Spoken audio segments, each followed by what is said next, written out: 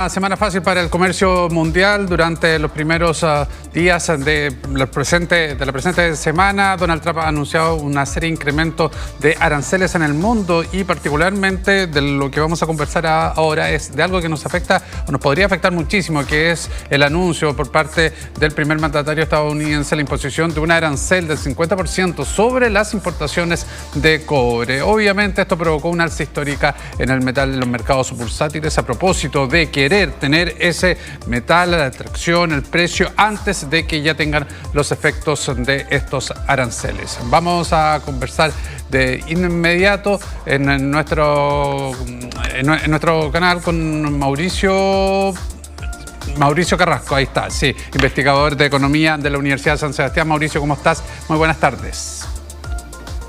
Hola Cristian, buenas tardes. Muchas gracias, Mauricio, por estos minutos junto a nosotros. ¿Fue una decisión sorpresiva o esto viene a revivir lo que en algún minuto al inicio de estas semanas muy traumáticas, que fue cuando Donald Trump hace este punto de prensa con ese cartel, algo se podía proyectar que podía hacerse efectivo este anuncio? Efectivamente, creo que aquí, digamos, el telón de fondo es incertidumbre, volatilidad. Desde que fue hecho el primer anuncio a inicios de abril, hemos tenido distintos episodios. En su momento, el mercado se inundó de esperanza, si se quiere, en la medida que se iban postergando la implementación de estas medidas. Eso permitía, o eso hacía pensar que había una disposición a negociar. Y después las señales han sido un poco mixtas, y lo último que hemos sabido recientemente es esta señal bastante contraproducente y negativa, y vuelve, digamos, obviamente, a alertar los mercados. Entonces, vuelvo a decir, el telón de fondo acá es incertidumbre y lamentablemente las perspectivas hasta ahora no son muy optimistas. ¿Qué tan negativo puede ser si se llegara a aplicar este arancel para nuestra economía? Mira, viendo un poco las cifras, Chile exportó en torno a los 51.000 millones de dólares el año pasado de cobre, de los cuales en torno al 12%, unos 5.900 millones, fueron a Estados Unidos. Es decir, no es el socio más importante, sabemos que es Chile, con prácticamente la mitad, pero es un monto que no es menor. Entonces, dado eso, el impacto puede ser, digamos, bastante importante por ese lado. Pero me parece otro factor que más allá del directo, que también está en juego, diría que es uno más indirecto. ¿A qué me refiero con esto? Esta señal, tal como hablábamos, digamos, respecto al punto anterior, aumenta mucho la incertidumbre en el mundo, aumenta mucho la incertidumbre en los mercados, y sabemos que eso no termina siendo positivo, y particularmente para economías emergentes como la chilena, ¿cierto? Digamos, se deprecian las monedas de esta economía, las condiciones de financiamiento se hacen más complicadas. Entonces, el cóctel total que viene esto, además del efecto del arancel propiamente tal en Chile, es bastante poco auspicioso. De la importación que tiene nuestro país hacia Estados Unidos con el cobre, gran parte del material, del metal, es producido por Codelco. ¿Podría ser un golpe pensando además en el momento financiero que está viviendo Codelco? Sí, efectivamente. Digamos que hay que pensar que si bien, digamos, obviamente el precio está aumentando en los mercados, eso responde a un aumento artificial por el lado de mayor precio que percibe el producto en sí, y es afectar la estructura de costo, digamos, de la empresa norteamericana, va a afectar a muchos sectores en las empresas norteamericanas, y eso se va a terminar traduciendo en mayores precios a los consumidores, y eso al final del día repercute en una menor cantidad demandada de nuestra producción. En ese sentido, efectivamente, va a golpear las arcas fiscales en general y, por cierto, digamos, la realidad de Codelco. Ahora, Mauricio, yo en parte lo anunciaba cuando presentaba esta entrevista. ¿Por qué esta reacción de los mercados? ¿Por qué los futuros que estamos observando del precio del cobre suben sobre el 5%? ¿Por qué en los mercados internacionales también hay un incremento en los valores de las empresas que trabajan con cobre?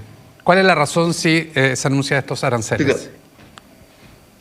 Claro, aquí, digamos, yo usaría como ejemplo, hace un par de semanas atrás conocemos el dato de crecimiento de Estados Unidos, y lo que había pasado es que habían aumentado mucho las importaciones. ¿Ya? Entonces, básicamente, ¿qué nos está reflejando esto?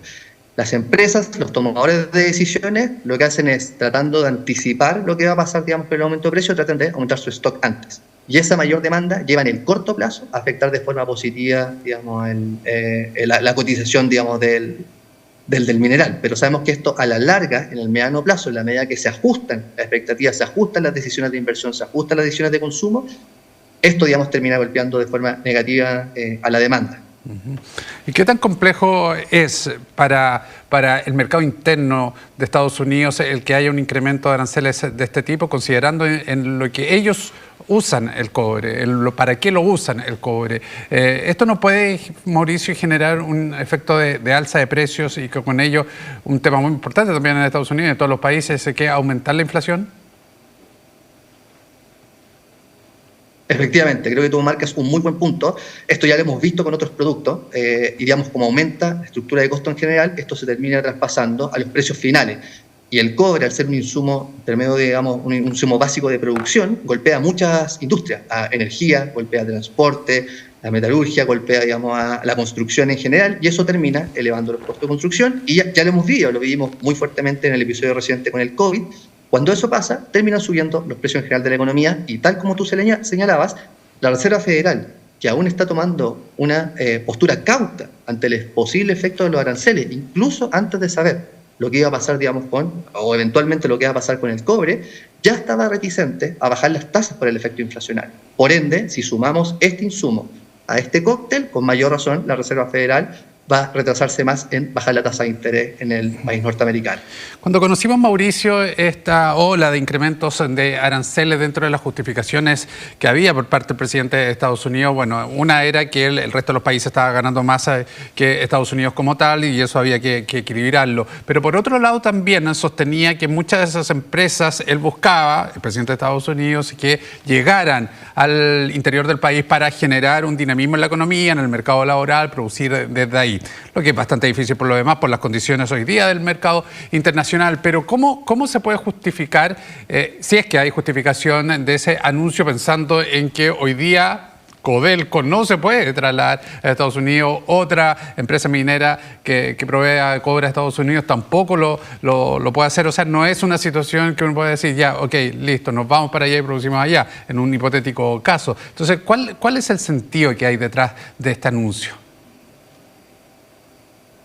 Efectivamente. Yo diría que a grandes rasgos, dos de los puntos más importantes que se han hablado al respecto, uno tiene que ver con el financiamiento del déficit fiscal.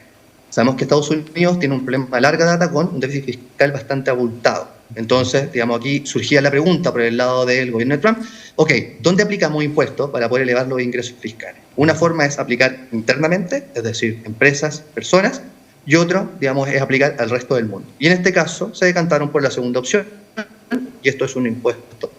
Uno de los argumentos que se esboza, que digamos podría estar detrás de esto. El otro, tal como tú señalas, es volver y de alguna forma obligar o inducir a las empresas a que vuelvan a producir internamente. En este caso, en particular con el cobre, y en toda la empresa en general, pero en particular con el cobre, no es sencillo. Digamos, Estados Unidos importa actualmente de su consumo total de cobre en torno a la mitad de eso viene desde afuera. Y eso es 70% de Chile. Es decir, Chile, digamos, suministra un tercio del cobre que es demandado totalmente en Estados Unidos. Y eso, por cierto, en el corto plazo no es fácil, digamos, de suplementar. No es llegar, sabemos todos nosotros que los proyectos mineros no ocurren del día a la mañana, claro, se demoran mucho. Entonces, efectivamente, en la transición, eso, digamos, va a provocar muchas fricciones. Y de hecho, cuando uno mira ciertos estudios de la Reserva Federal donde preguntan a empresas, básicamente estos puntos salen de relieve. Oye, no es tan fácil, digamos, suplementar esto. Ni siquiera es un tema voluntario, un tema práctico, digamos, de que no es sencillo hacerlo. Por ende, esto, de nuevo, aumenta la estructura de costos. Y si es que en el mediano o largo plazo esto fuese a inducir, que en términos, digamos, yo me atrevería a decir el consenso de los economistas, no es muy claro, porque va contra las ventajas comparativas de cada país, lo que van a terminar haciendo es producir de una forma menos eficiente. Entonces, de nuevo, por uno o por otro lado, va a terminar golpeando al consumidor norteamericano. Ahora, Mauricio, una última pregunta. ¿Por qué el cobre en particular y no, por ejemplo, el aluminio también que están demandados en Estados Unidos? Es una buena pregunta. Mi impresión, digamos, no está claro la verdad, porque me ha parecido, digamos, que la política de Trump en general ha sido bastante volátil, difícil de leer, pero me da la impresión, digamos, que el cobre también tiene que ver una parte con lo que pasa con China, ¿no? También juegan un poco estos factores geopolíticos ahí, y porque el cobre, digamos, es un mineral que, digamos, más utilizado en general, y creo que por ahí puede venir una explicación. Pero la verdad, cuando uno busca análisis o lee análisis, no hay una razón muy certera de por qué actualmente podría ser este producto, y de hecho Creo que eso es una de las dudas que va a seguir planteada en el escenario. Pero creo que, de nuevo, el consenso en general es que Estados Unidos no tiene una forma fácil de suplir esto. Entonces, es una noticia muy negativa y al mismo tiempo es difícil pensar que sea, digamos, sostenible por Estados Unidos sin sufrir mucho, digamos, sin que tenga que pasar una etapa de mucho sufrimiento, y eso abre un poco la esperanza de que eventualmente para negociar y que eventualmente esto sea una nueva estrategia de negociación del gobierno de Trump.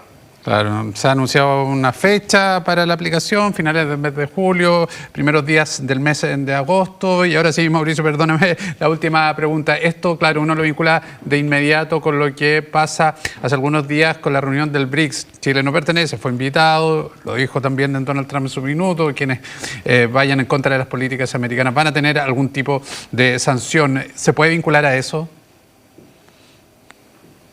Dado, no me atrevería a hacer, digamos, la vinculación directa en el sentido, digamos, de que sea exacto, porque, digamos, no tenemos información al respecto, pero Trump ha sido muy vehemente en dar señales, digamos, contrarias a esos grupos de países. Entonces, me parece que si hay evidencia, quizás no concluyente, pero si hay evidencia para decir que efectivamente uno podría esperar que una diplomacia quizás más moderada, digamos, tener cuidado con este tipo de pasos, puede ser bastante más aconsejable que exponerse eventualmente a ese tipo de eventos, dado lo que ha comunicado Trump al respecto. O sea, ha sido bastante claro en que no le gusta, digamos, ese grupo de países y lo que hacen, digamos, en general.